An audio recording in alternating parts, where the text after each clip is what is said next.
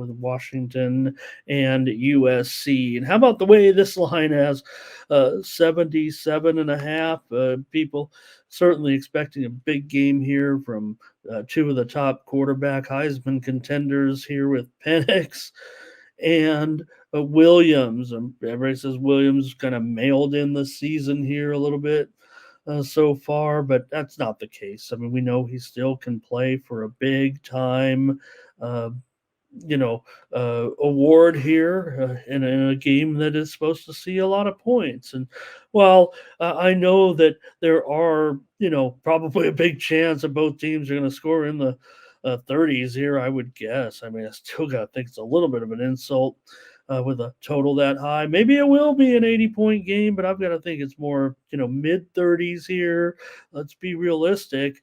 Maybe both, no reason why it won't be a very high scoring game, but I'm just got to think it might be a touchdown too high here. I know everybody wants to roll in this one with a big time over, and I'm not even sure on the side, to be honest, which way I might be leaning, or maybe I'm reserving it for later. But I'm just going to go under. I can't stand it at 77 and a half. It is going to be, we're not going to, surprise anybody here with, some, 17 to 10 game. I mean, that's impossible in this matchup. I'm just banking on that this thing has been set. And there are sharp guys, but I did see Tony on the record here on the under as well. So I've got that going for me. I've seen some cappers out there, some pretty popular guys that are on the over in this one. So let's not dive into it too. I think we know what we're expecting here.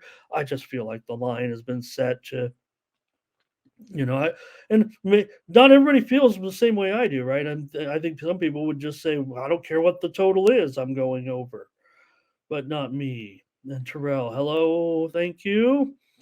And yeah, the home dog situation here. This is the Pac 12. And look what's happened again. Oh, so I never really even talked about this week too much about and I don't know if this is even the point, but because I'm trying to get through this card. But so we already talked about how the Pac 12 is a cannibalistic conference, right? And the reason why the Pac 12 has such difficulty getting to the championship, not only the East Coast bias. Oh my gosh, a Vexen organization. Nice to have you here. What a pleasure. Thank you. And so they always kind of knock each other off because it's a pretty good conference actually, and maybe that's one thing that's been against that and the East Coast bias, why the Pac-12 teams maybe can't get into the championship game all the time. Maybe when they've had maybe deserved a little bit better, and now all of a sudden we have their best year for the Pac-12. And what happened in the first reading of the BCS top four? No Pac-12 teams were there. Yeah, they were 5-6, but and things will change because of the demise of the conference. We know all that going on, but here you have another situation where maybe it could be another, here's a home dog. Yeah, Washington's favored. Maybe they're recognized as a better team right now, but can't tell me that these teams in the Pac-12 just aren't kind of starting to knock each other off, and it's kind of playing with this situation a little bit here as they try to qualify for the play,